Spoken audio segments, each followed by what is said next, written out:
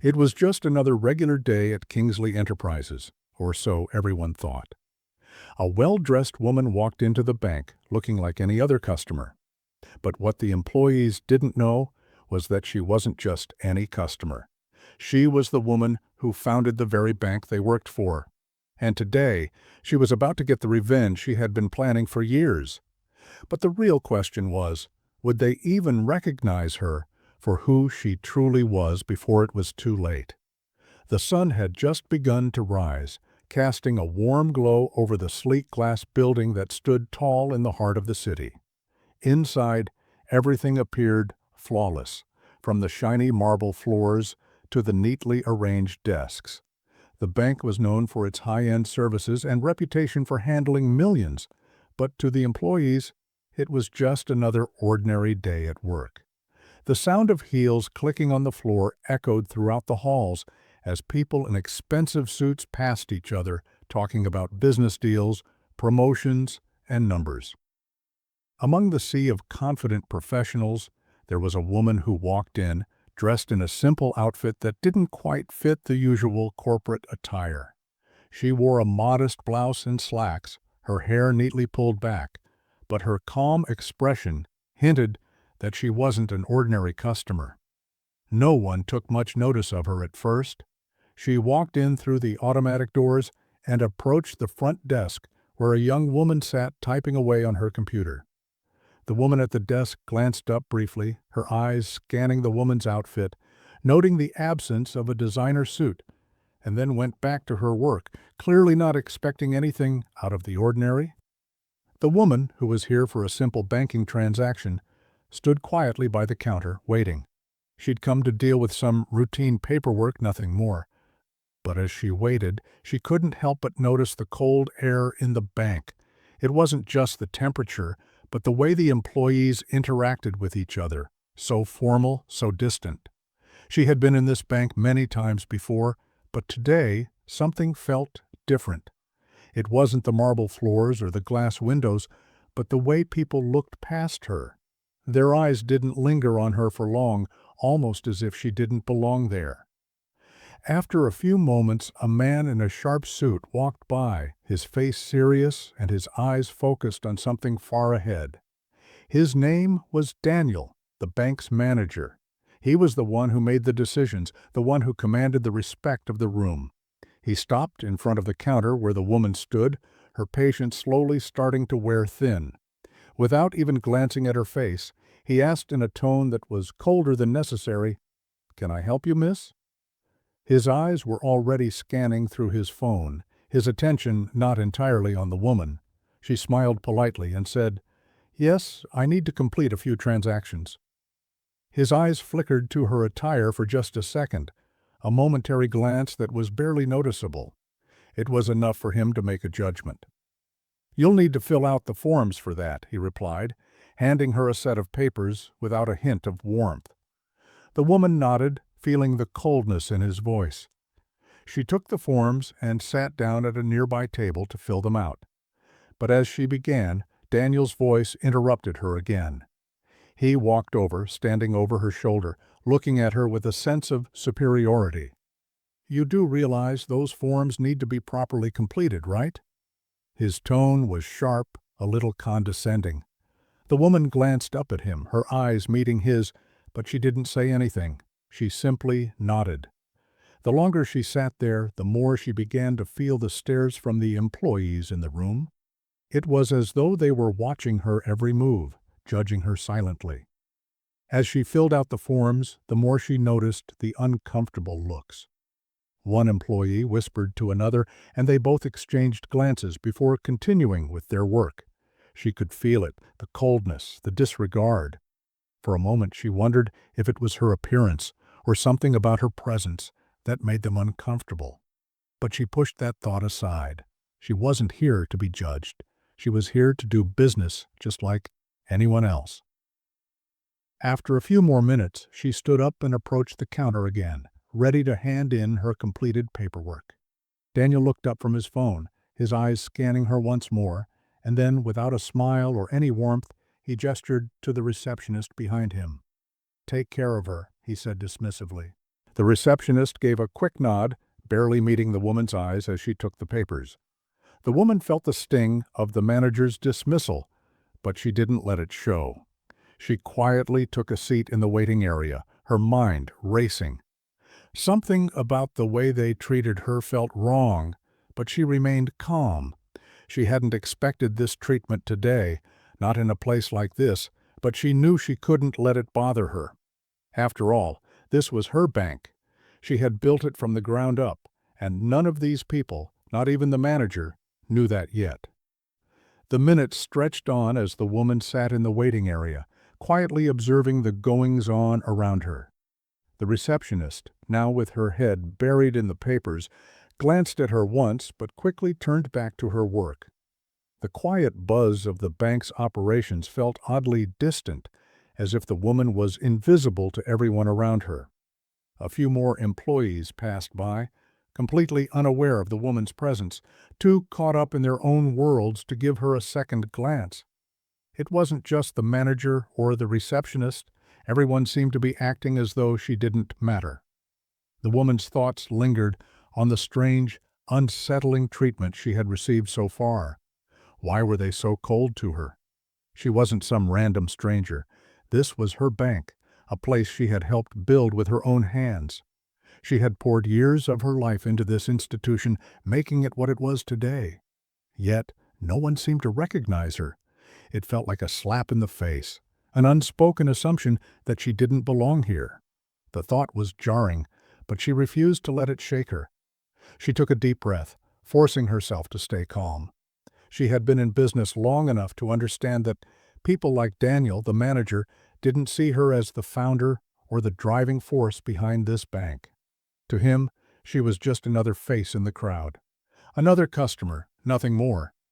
And yet, deep down, she knew that something needed to change.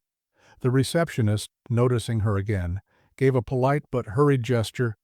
"If you'd just wait a moment, I'll have someone assist you shortly."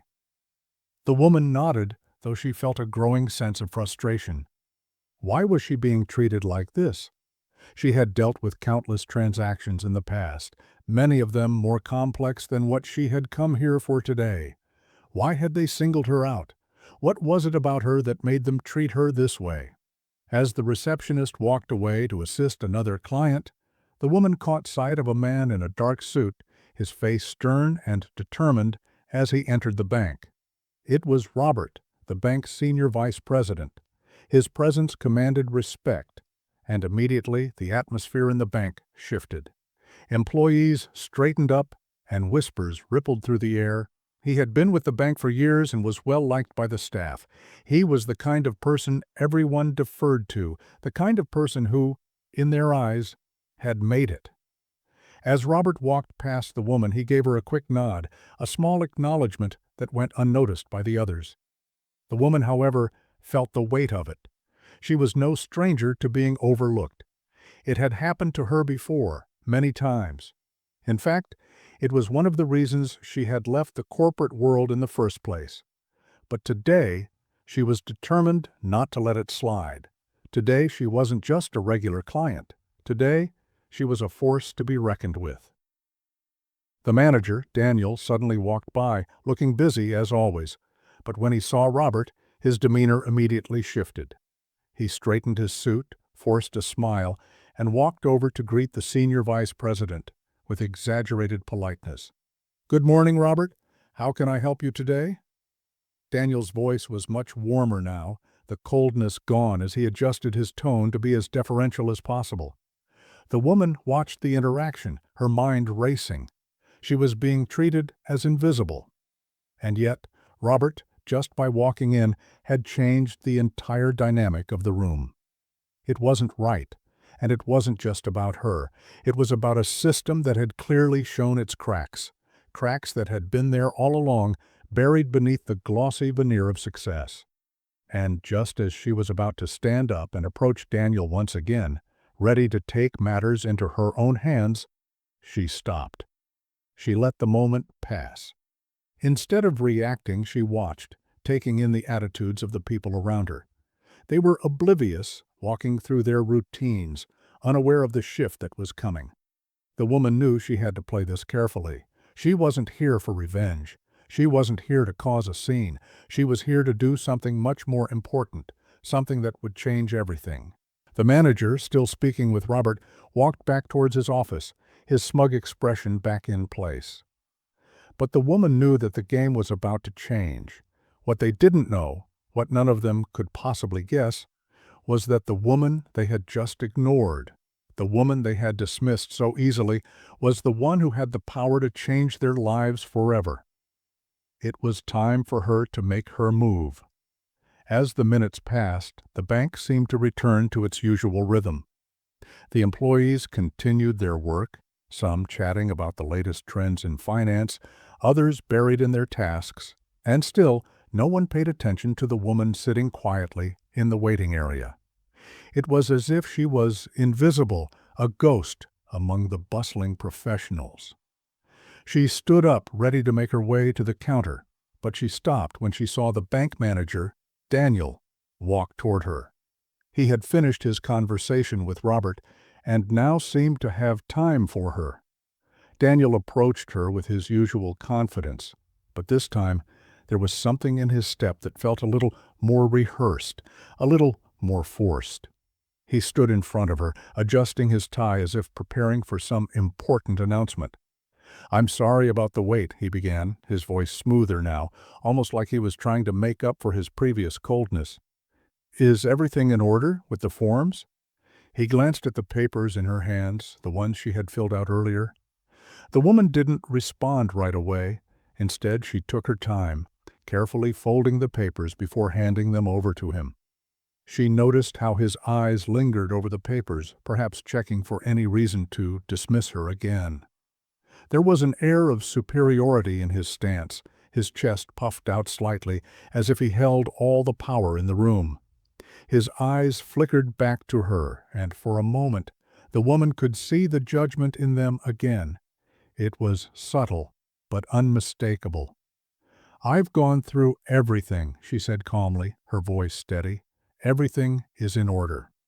Daniel nodded, though his expression didn't change. He seemed to want to get this interaction over with as quickly as possible. "All right," he muttered, not fully engaging with her. "It'll be a few minutes. You can wait over there." He motioned toward the same waiting area she had been in before, his tone flat. It wasn't just dismissive. It was as if he couldn't care less about who she was or why she was there. She didn't react. Instead, she walked back to the same seat she had occupied earlier, sitting down with the same composed expression. Daniel walked away, his back straight, and his focus already shifting to the next task at hand. She watched him go, feeling the weight of the situation settle over her. She knew he didn't recognize her, and perhaps he never would. In his eyes, she was just another customer, a nobody. As she waited, the woman could feel the sting of that judgment. It was subtle, but it was there. The way Daniel had treated her was the same way she had been treated countless times before, in countless places, by countless people. But there was a difference this time. This time, she wasn't just going to let it slide. She wasn't going to let him, or anyone else, believe they could treat her this way. The woman stood up again, but this time, her movements were deliberate. She walked over to the counter where Daniel had been, her heels clicking sharply against the floor. He was standing with a couple of other employees now, discussing something on his phone. She waited, watching him from a distance, letting the tension build. The room was busy, but there was an undeniable focus on her, as if they could feel something was about to change. The other employees didn't know it yet, but the balance was about to shift, and when it did, everything would look different. She waited just a moment longer, then approached the counter. Daniel was still distracted, and without saying a word, she placed her papers on the counter. The sudden movement caught his attention, and he looked up, a bit startled. He seemed confused for a second, not sure why she had walked back over. "Is there something else?" he asked, raising an eyebrow. His voice was neutral, but there was an underlying impatience to it. She didn't answer immediately. Instead, she leaned slightly forward, fixing her eyes on him. I think we both know there's more to this than just the paperwork." Her words were calm, but the gravity of them lingered in the air. Daniel blinked, clearly thrown off by the change in tone. "I'm not sure what you mean," he replied, his voice a bit more defensive now. The woman smiled. "I think you do." There was a long pause. She could see the confusion in his eyes, but she wasn't going to let him off the hook. She had made a decision. Today, he was going to see her for who she truly was. No more pretending, no more hiding behind false assumptions. She had worked too hard for this moment. The room was still and quiet now. Everyone could sense the tension, even if they didn't fully understand it. The woman took a deep breath, and with a calmness that only someone who knew the truth could have, she finally spoke the words that would turn everything upside down. "I'm the founder of this bank." The words hung in the air, and for a split second, time seemed to freeze. Daniel stared at her, his mouth slightly open, trying to process what she had just said. He didn't react immediately, but his expression began to shift from confusion to disbelief. The other employees in the room, who had been minding their own business just moments ago, now turned their heads, their attention fully on the scene unfolding in front of them. And just like that, everything changed. Daniel stood frozen, unable to fully comprehend the gravity of what the woman had just said. His eyes darted back and forth between her and the paperwork she had handed him earlier. The silence stretched out, heavy and uncomfortable. He opened his mouth as if to say something, but no words came out. The look of disbelief on his face was unmistakable. The woman's calm, collected demeanor only made the situation more unnerving for him. He had been so sure of his position, so confident in his authority. And yet, here was this woman, this nobody, claiming to be the very person who had founded the bank he worked for. Around them, the quiet murmurs of employees had slowly started to rise, like a ripple in water, growing louder with each passing second. Some of them exchanged confused glances, trying to make sense of the sudden shift in the room. Was she really the founder? Was she just playing a game? After all, how could she be? She didn't look like the founder of a multi-million-dollar bank. She didn't fit the image they had in their minds.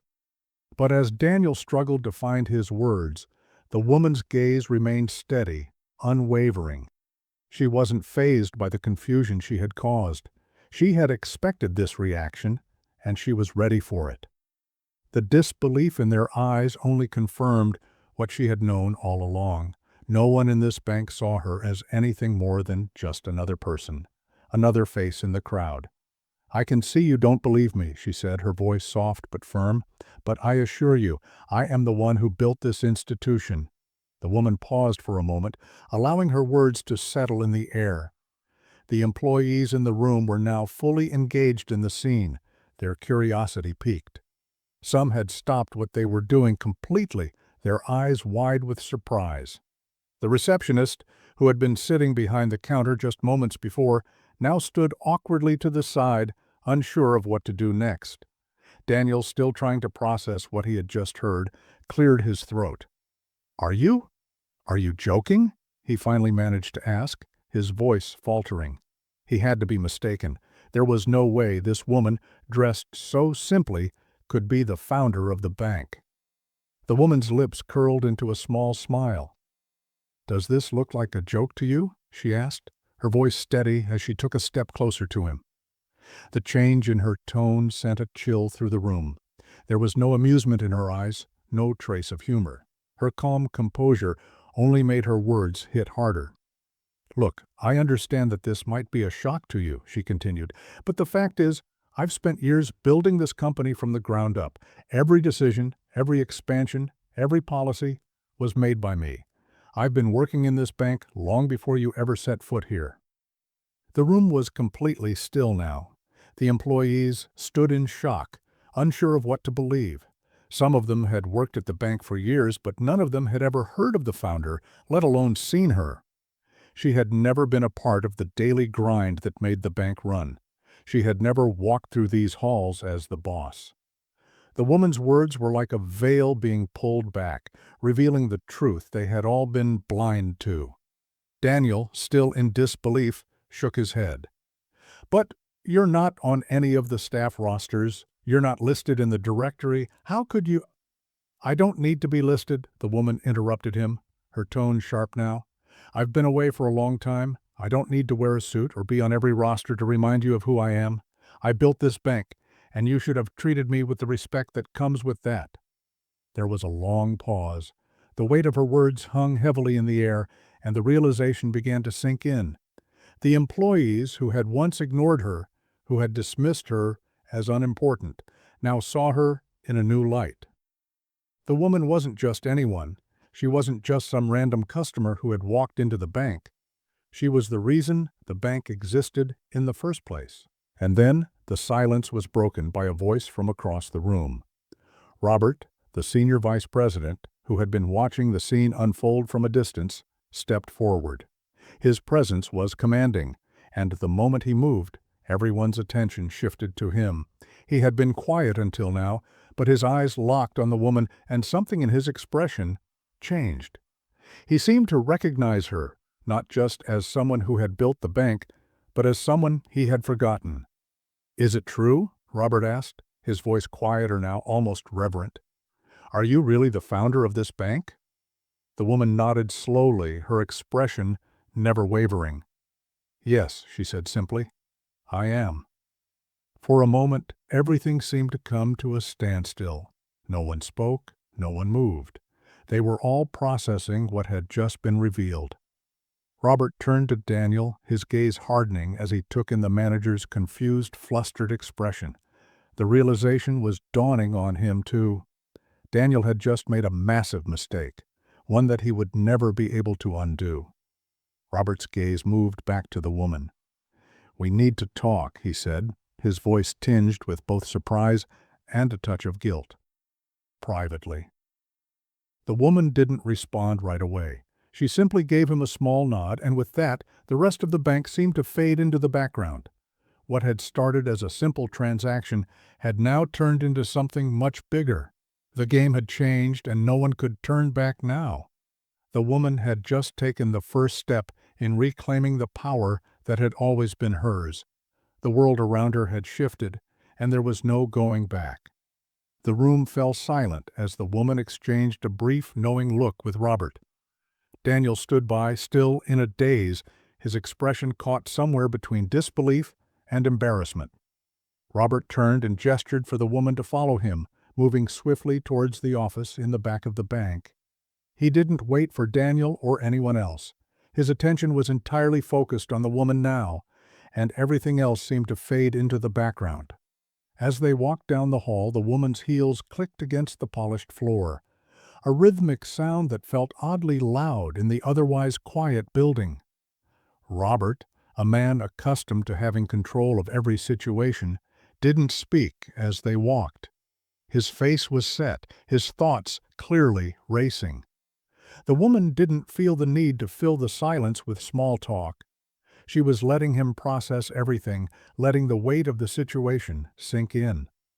When they reached the office, Robert opened the door for her and stepped inside, his body language tight with a mix of curiosity and apprehension. The woman entered the room, standing still for a moment as her eyes scanned the space. The office was sleek, filled with dark wood furniture and modern art pieces that reflected the bank's wealth and prestige. It was everything one would expect from a senior executive's space. But to the woman, the office felt hollow. It was a symbol of everything she had built, yet it now seemed to stand as a reminder of how little her presence had been acknowledged here. Robert closed the door behind them and took a seat at his desk, his gaze still fixed on her. "I never knew," he said quietly, his voice more thoughtful now than it had been moments before. "I never knew you were the founder." The woman nodded, her expression calm but firm. "No one does, and that's the problem." She paused for a moment, letting her words sink in. "I've been away for years, Robert. I've been out of the picture, focusing on other ventures, giving you and the rest of the team the space to run things.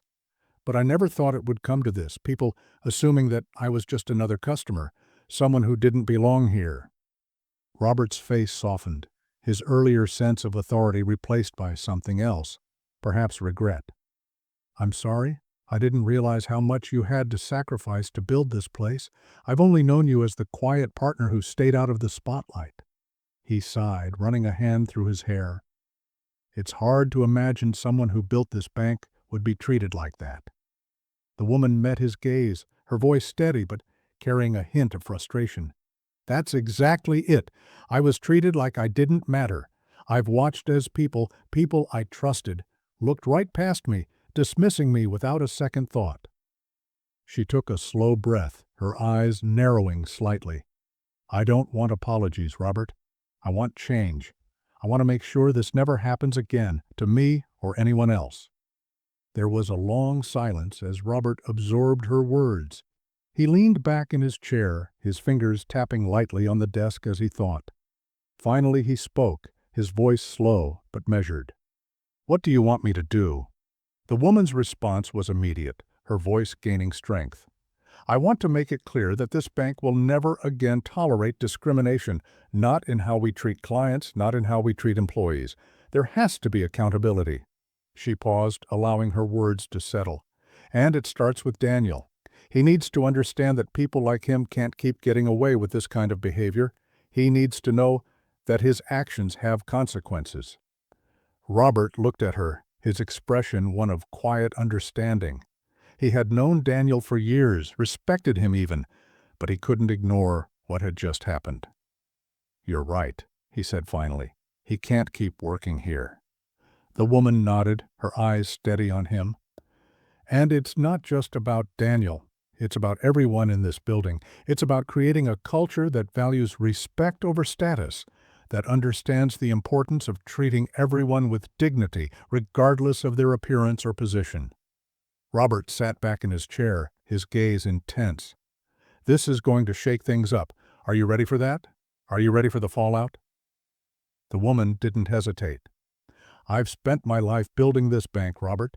I'm ready to take the hard steps to make sure it stands for the right things." For a moment, Robert didn't speak. He simply stared at her, taking in her resolve, the strength in her eyes. Finally he nodded. "All right. We'll do this together. I'll help you put things in motion." The woman's gaze softened slightly. She had expected some resistance, but she was relieved to see that Robert was on board. The wheels of change were starting to turn, and nothing, not even Daniel's dismissal, would stop her now. As she stood up to leave the office, the weight of the moment settled in. This wasn't just about punishing one person. It was about reshaping the entire institution. It was about ensuring that every employee, every customer, every single person who walked into this building knew that this bank was founded on integrity and respect. And with that, she knew the real work was just beginning. The woman stepped out of the office, her heels clicking decisively on the floor as she made her way back into the main area of the bank. The change was palpable.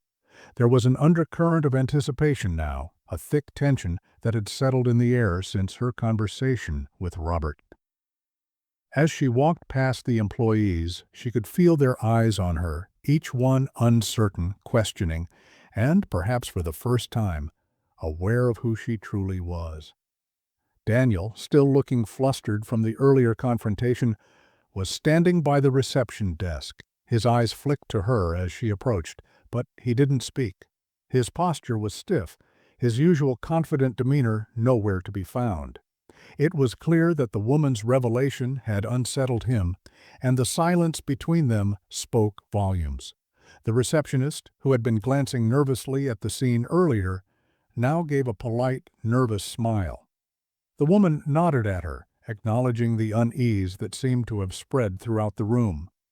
Without saying a word to Daniel, the woman walked past him and stood at the center of the room. She could feel the eyes of the employees on her, waiting for her next move. She took a deep breath, her gaze sweeping across the room. It was time for everyone to understand the true power of the moment. It wasn't just about her or Daniel anymore. It was about the culture of the entire institution and what it would stand for moving forward. She turned to Robert, who had followed her into the main area after their conversation in the office. He nodded to her, signaling his support. The tension in the room grew thicker, and a few employees shifted uncomfortably in their seats. No one knew exactly what was coming next, but everyone could feel that things were about to change. "Everyone," the woman began, her voice steady but carrying an undeniable authority. "I'd like to take a moment to introduce myself properly." She paused, letting the weight of her words sink in. She didn't have to say much. Her presence alone was enough to command attention, and the room seemed to hold its breath, waiting for her to continue. "I am the founder of this bank, the one who built it from the ground up, and I've been watching everything that's been happening here." The room fell into a deeper silence. Employees exchanged glances, some with wide eyes, others too afraid to meet her gaze. The woman could see the shift in their expressions: shock, disbelief, and a growing sense of realization. It was as though the floor beneath them was suddenly unstable, the foundation of everything they had known now cracking open. "I've been away for a long time," she continued, her tone calm but unyielding, "but I've been paying attention. I've seen how the culture here has developed, and I'm not pleased with what I've discovered." She paused again, her eyes locking onto Daniel, who was now standing at the edge of the room, his posture rigid. His discomfort was visible. The woman's gaze never wavered as she addressed him directly. "Daniel, I've seen how you treated me earlier. The condescension, the assumption that I didn't belong here, that I wasn't worth your time.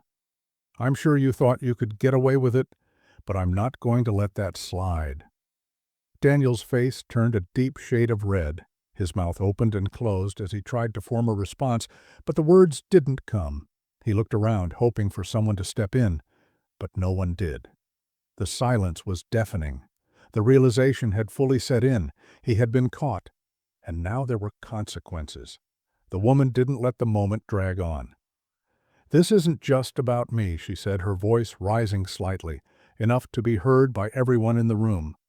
"This is about every single person who walks through these doors, every employee who has to endure being looked down upon because of their appearance, their background, or their status. That ends today." Robert stepped forward, his expression now serious, matching the woman's tone. "Daniel," he said, his voice firm, "your actions have consequences. I've heard enough, and it's time to make it right." Daniel's shoulders slumped as Robert's words hit him. He could feel his career slipping away from him, but there was nothing he could do. The woman's eyes never left him as she spoke. "You're dismissed. Your time at this bank ends here." Daniel stood frozen, unable to move. He had been a fixture in this building for years, but all of that meant nothing now. The power dynamics had shifted in an instant, and there was no coming back from this moment. As the woman's words hung in the air, the realization fully sank in. His job, his career, everything he had built for himself within the company was now gone. "Everyone," the woman said, addressing the rest of the employees who were still watching the exchange unfold, "I want you to understand that this bank will not tolerate the kind of behavior Daniel has displayed. Not from anyone. There will be consequences for everyone who chooses to belittle others, who chooses to treat people based on assumptions instead of respect. We will create a culture of accountability." Her gaze swept across the room, locking eyes with several employees, some of whom had witnessed Daniel's treatment of her earlier. She saw the guilt and uncertainty in their eyes. She could see the moment they realized they had been complicit by allowing the toxic environment to persist. "But," she continued, her voice softening, "I'm not just here to punish. I'm here to make this better. We will build a bank where respect comes first, where equality is not just a word, but a practice." The woman's eyes narrowed slightly as she took in the room, and anyone who thinks this is just a momentary change, a blip in the system, think again. This is the beginning of something new. And if you're not on board with that, well, It might be time for you to reconsider your place here."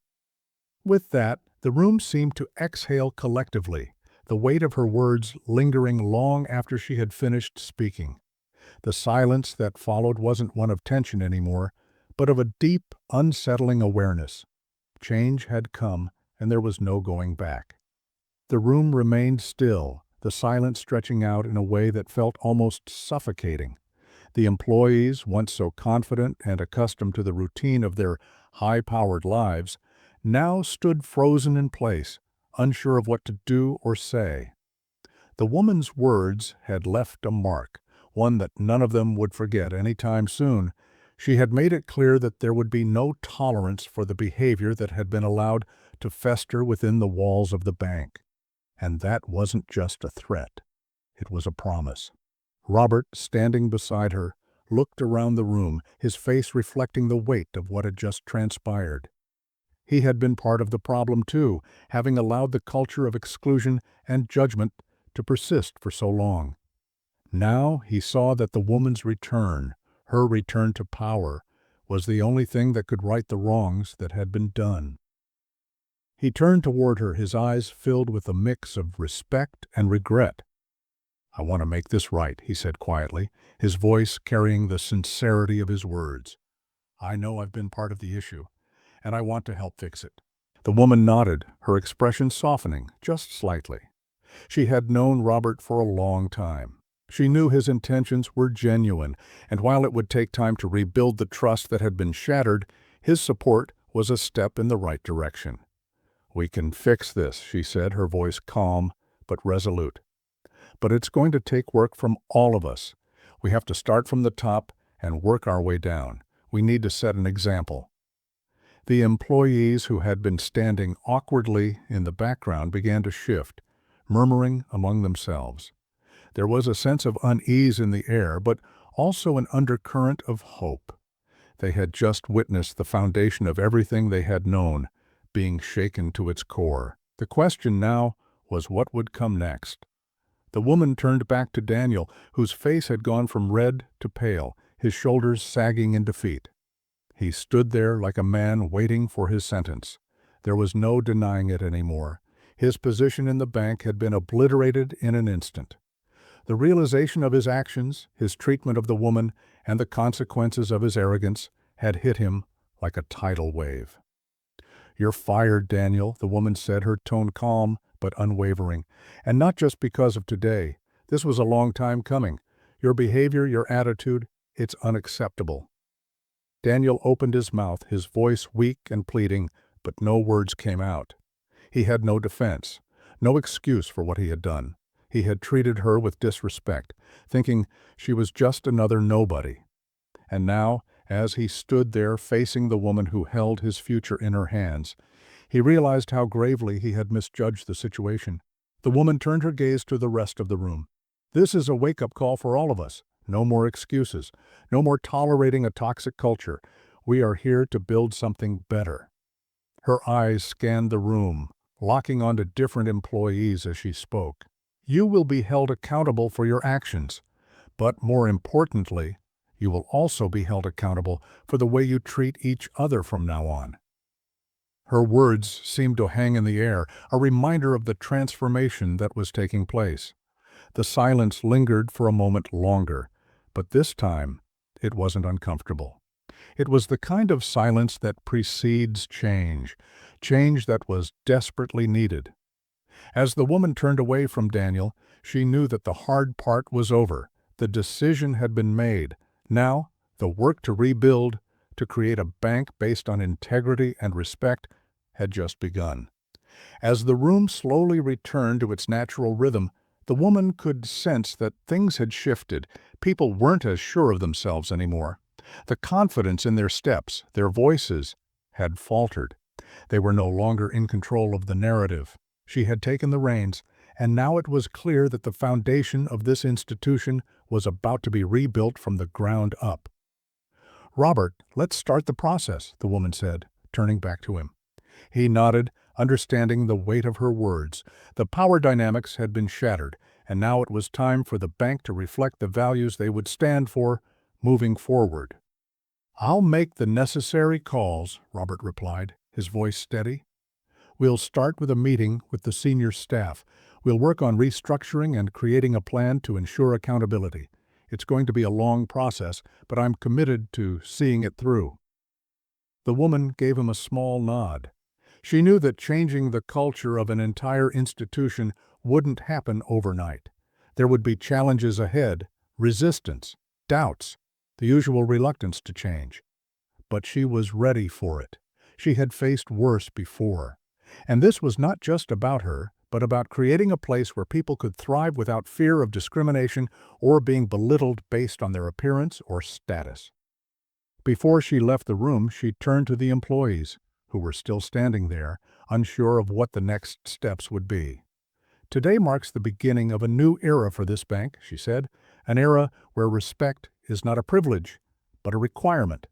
We will hold ourselves to a higher standard, and anyone who isn't willing to meet that standard, well, they won't have a place here." Her words were powerful, cutting through the air like a promise. She could see the doubt in some of the employees' eyes, but she also saw the spark of hope in others. Some were clearly nervous about the changes to come, while others seemed relieved to hear that the toxic environment they had endured was finally being addressed. As she walked out of the room, she felt a sense of clarity, of purpose. She had made her mark. The bank would never be the same, and no one could take that away from her. The woman walked briskly through the hallway, her thoughts focused and clear. Every step she took seemed to reinforce the reality of what had just unfolded. Daniel was gone, but the real challenge was only just beginning. The battle for change wasn't a one-time confrontation. It was a process, a long and often uncomfortable journey. She knew the road ahead would be full of resistance, but she was prepared. She had built this bank with every ounce of energy and passion she had, and now it was time to reshape it into something that truly reflected the values she believed in. She reached her office and sat down at the desk, looking out the window. The city stretched out before her, its skyline a mix of old and new. Just like the bank, the city had grown, adapted, and changed over time. And just like the city, the bank needed to evolve. She wasn't just the founder now. She was a leader in the truest sense of the word.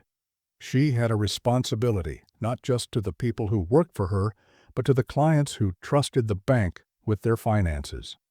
The future of this place was in her hands, and she wasn't going to let it fail. As the minutes passed, Robert came into the office, closing the door quietly behind him. He didn't sit down right away, but instead paced for a moment before speaking. "I've already called for a meeting with the senior staff," he said, his tone focused. "We'll get the ball rolling on the restructuring. We'll need to start with a complete review of the internal policies. It's clear that the atmosphere here is toxic, and we need to address that head on." The woman nodded, her fingers tapping on the desk thoughtfully. "Good, but let's not stop there. We need to make sure that everyone in the company understands that this change isn't just a corporate initiative, it's a cultural shift. Every employee needs to be held accountable for the way they treat others. I don't care how high they are on the ladder, everyone will answer to the same standard." Robert paused, then nodded. "I agree. We'll make sure that message gets through. It's going to be hard to change entrenched behaviors, but we're starting at the top, and that's the most important thing." The woman stood up, a quiet strength radiating from her as she looked at Robert. "Let's not waste any time, Robert. The longer we wait, the longer this place remains what it was. We need to act now." As the days went by, the atmosphere at the bank began to shift in subtle ways. The senior staff meetings, which had once been routine and filled with the usual pleasantries, now felt like the beginning of a new chapter. The woman was present, watching every move, listening to every conversation. She had always been a quiet observer, but now, with her presence fully known, her words carried weight. Every decision she made seemed to shake the foundations of the bank, and the employees could feel it. During one of the meetings, she addressed the team directly. "We need a code of conduct that is clear, transparent, and unwavering," she said, her voice strong. It's not just about avoiding discrimination, it's about promoting respect in everything we do. This means fair treatment, honest communication, and a willingness to hold each other accountable. The staff members, who had once been used to brushing issues under the rug, now found themselves in a position where their actions could no longer be ignored. The woman's words were simple but powerful. The culture she was building wasn't just about changing the rules, it was about changing the mindset. Some of the staff members seemed nervous, unsure of what this new world would mean for them. But others were more hopeful, eager for the change. The woman knew that, at first, there would be resistance. People didn't change overnight. But she had seen it before. People could adapt. They could learn to respect each other, to see each other for who they truly were, beyond titles and appearances. The process was slow, but it was steady. Employees who had once turned a blind eye to disrespect were now speaking up when they saw something wrong. The internal culture was starting to transform. There were no more unspoken rules about who could be treated poorly or who had the privilege of being respected. It was clear to everyone that the new standard had been set, and it applied to everyone. One afternoon, the woman received a call from one of her former colleagues, Linda, who had been with the bank from the beginning. Linda had always been one of the few who had stood up for what was right, even when it wasn't easy. She had seen the shift happening, and she was ready to be part of it. "I've been watching the changes, and I want to help," Linda said, her voice filled with enthusiasm. "I believe in what you're doing. If you need someone to help lead the charge, count me in." The woman smiled, a sense of pride welling up inside her. "I'm glad to hear that, Linda. You're exactly the kind of person we need right now. Let's make sure we get this right." Linda's call was a reminder of why she was doing all of this, not just to rebuild the bank's reputation, but to create a legacy that could inspire others. She had always known that there was more to success than just making money. Real success came from creating something that stood for fairness, dignity, and respect. And with every step she took, she was building something that would last for generations to come. The weeks that followed were a whirlwind of meetings, strategy sessions, and careful adjustments. The woman worked tirelessly alongside Robert and the senior staff to put the changes into motion. Every decision felt like it had the weight of the world on it, but she was determined not to let the bank's legacy be defined by the toxic culture that had once thrived within its walls. There was no room for complacency anymore. The shift was happening, and it was happening quickly.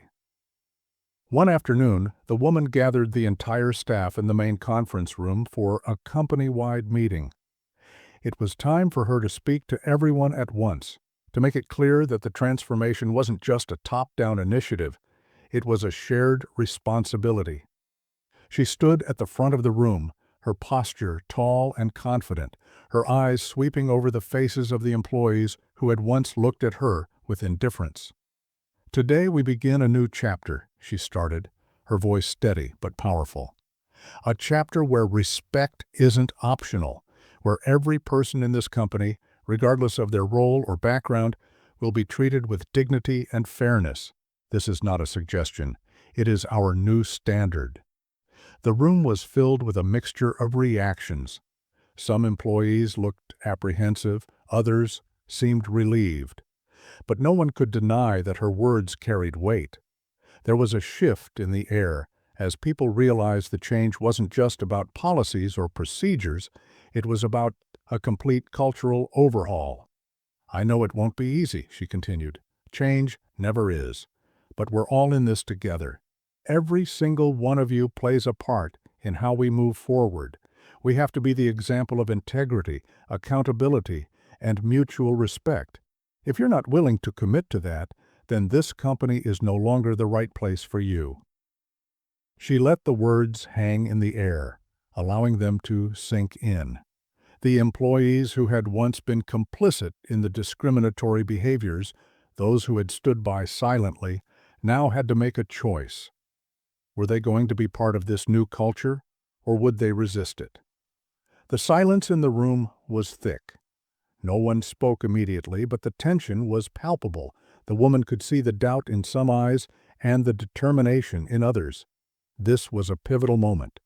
She took a deep breath, then said with quiet authority, "But I believe in this company. I believe in every single one of you who is willing to change, and together we will build something that reflects our true values." With that, she stepped back, her gaze scanning the room. Slowly, the tension began to dissipate as employees nodded, acknowledging the challenge ahead. But something had shifted in them. It wasn't just about following rules anymore. It was about being a part of something bigger, something that stood for real change.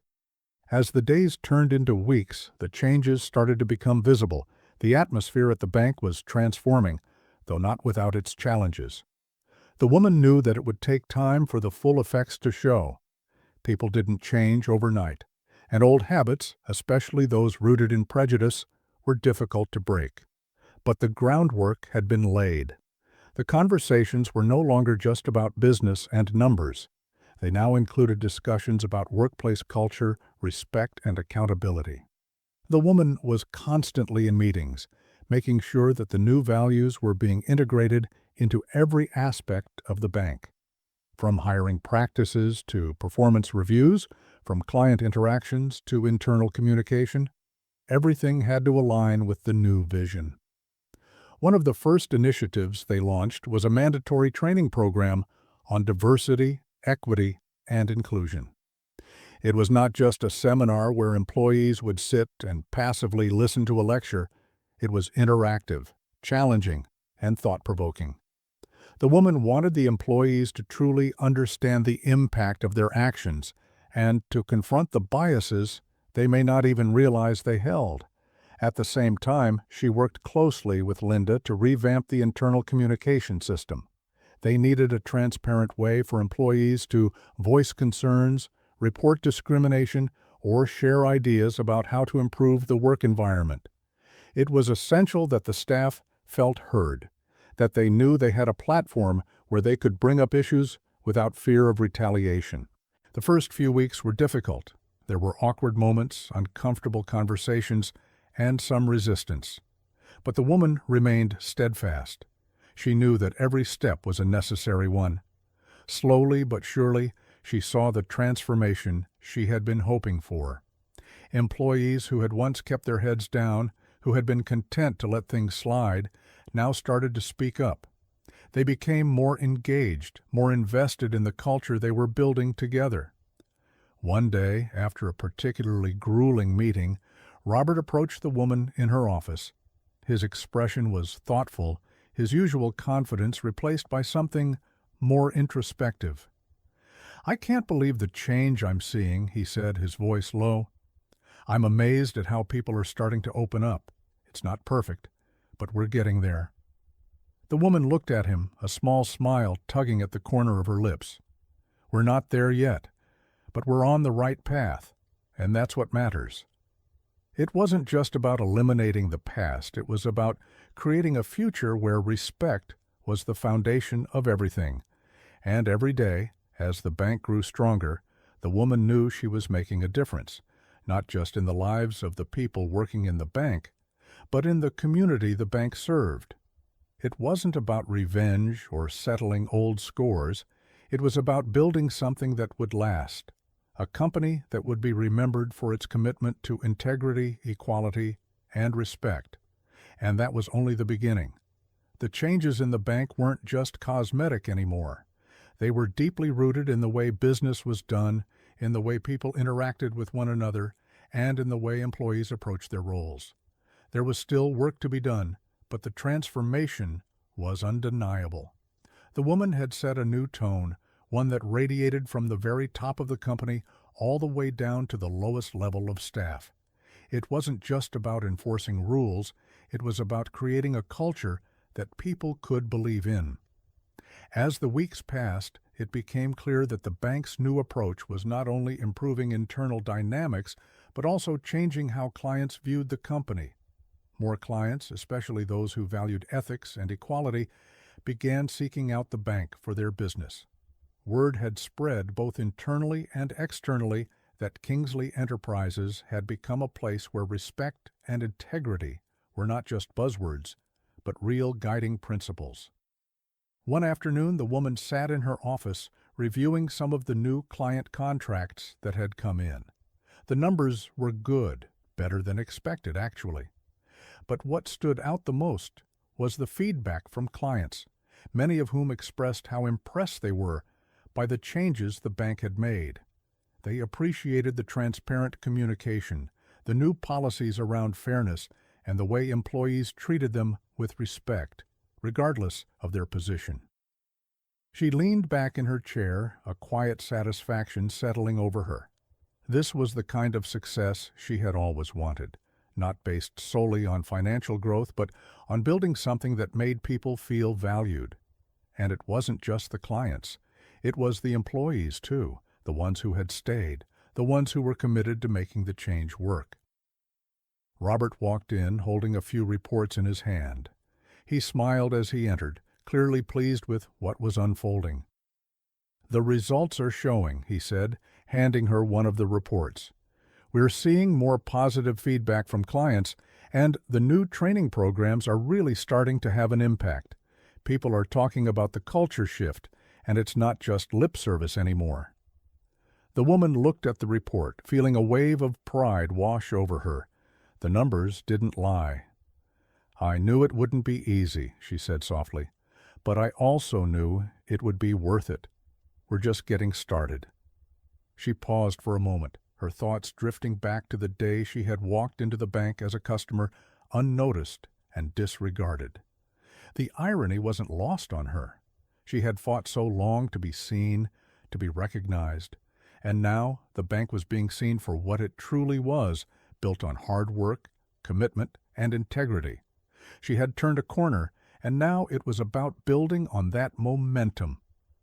"Let's keep pushing forward," she said, turning back to Robert. "There's still a long way to go, but this is just the beginning." The next few months were filled with challenges, but the woman never wavered. She was focused, determined to ensure that the changes weren't just temporary. They had to be permanent. The bank had become a beacon for what was possible when businesses took accountability for their actions, when leaders chose to prioritize respect over profit, and when every employee felt valued. One day, as she was reviewing the latest diversity and inclusion metrics, Linda stopped by her office. Linda had been a constant source of support throughout the entire transformation, and now she was taking on a leadership role in the company's diversity initiatives. Linda was sitting at a desk across from her, the two of them working closely on the ongoing improvements. "We've made incredible progress," Linda said, her voice excited. "The feedback from the staff is overwhelmingly positive. People are more engaged than ever, and we're starting to see a real shift in the way teams are collaborating. It's not just about diversity, it's about inclusion. People feel like they belong here." The woman smiled, pleased with the results. "That's what it's all about, Linda. Inclusion is key. We're building a place where everyone has a voice, where no one feels invisible." Linda leaned forward, her tone becoming more serious. "You've set the tone, you know. This wouldn't have been possible without you. People trust you more than they realize. You didn't just change the rules, you changed the way we think about respect. And now we're seeing it in the way people work together, in the way we treat our clients. It's something we can all be proud of." The woman paused for a moment, her gaze drifting out the window. The city outside seemed so full of possibility, much like the bank itself. It had been a long road, but it had been worth every step. She had seen firsthand how a single decision, one act of standing up for what was right, could change everything. And now, looking out over the horizon, she knew that the future was bright. "You're right, Linda," she said, her voice steady but full of resolve. "We've made it this far, but we're not done yet. There's more to do. We have to make sure that this culture stays alive, that it continues to grow and evolve. We've built something good, but we need to keep pushing." Linda nodded, clearly inspired by the woman's unyielding drive. I'm with you every step of the way." And so the woman continued her work day by day, ensuring that the bank stayed on its path of growth, integrity, and respect.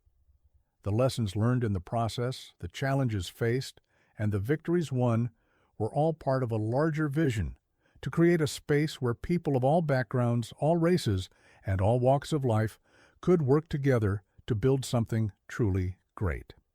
As time went on, the woman saw more and more employees stepping up to embrace the culture she had worked so hard to build. It wasn't always easy. There were still moments of doubt, occasional resistance, and some who couldn't fully shake the old habits that had been ingrained in them. But the shift was undeniable. She knew that true change was never easy, but it was always possible when people were willing to make the effort.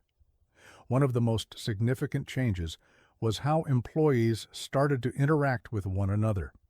The tension that once filled the office was now replaced with a renewed sense of collaboration. People were listening to each other more, respecting each other's ideas, and stepping outside their comfort zones to build bridges where there had once been walls. Even the clients who walked through the doors began to feel a difference. They noticed the warmth, the transparency, and the genuine effort to ensure everyone felt welcome. During one of her regular check-ins with Robert, they discussed the future. "We're seeing a significant increase in client satisfaction," Robert said, looking over the latest feedback reports. "People are noticing the difference. But there's something even more important. The staff is starting to believe in the mission. They're committed to it now." The woman smiled at him, but her mind was already on the future. "We can't stop here. This is just the beginning. We've created a culture, but now we need to nurture it. We need to make sure it becomes a part of the fabric of who we are, so it doesn't fade with time." Robert nodded in agreement. "It's becoming ingrained in everything we do, but we'll need to keep pushing forward. The work you've done is already inspiring others outside the company. They see what we're building here, and they want to be part of it." "Exactly," she replied, her voice steady. "We're not just building a better bank. We're creating something bigger than that, a community, a place where people can thrive no matter their background or position." As the months turned into a year, the changes at Kingsley Enterprises became something that people not only talked about, but also actively supported. The company had been transformed not just by new policies or strategies, but by a collective effort to uphold the values of respect, accountability, and inclusion. The transformation was evident in the way employees interacted with clients and with each other, but it was also reflected in the success the company had begun to experience. The woman's approach to leadership had proven to be revolutionary. She wasn't interested in simply enforcing change. She wanted to inspire it. She wanted to create a space where everyone could thrive, where people weren't judged by their appearance, their social status, or their background, but by their contributions and character. She had set the tone, but the true change had come from the collective effort of the team. Everyone had a role to play in the success of the bank. One evening, after a long day of meetings, she sat down with Linda in the break room, reflecting on how far they had come. "I never could have imagined we'd get here so quickly," Linda said, shaking her head in disbelief. "It feels like we've completely turned things around." The woman smiled, taking a sip of her coffee. "It's been a journey, but we still have a long way to go. We've done a lot of work, but it's not about just getting to this point. It's about sustaining this change, keeping the momentum going." Linda looked at her thoughtfully. "You've inspired everyone here. And it's not just the leadership team, it's everyone. The employees genuinely believe in what we're doing. That's not something you can force, it's something you've cultivated." The woman nodded, feeling a quiet pride swell within her. "It's not just about leadership, it's about building trust, fostering respect, and creating a culture where people feel they can make a difference." And that's what we've done.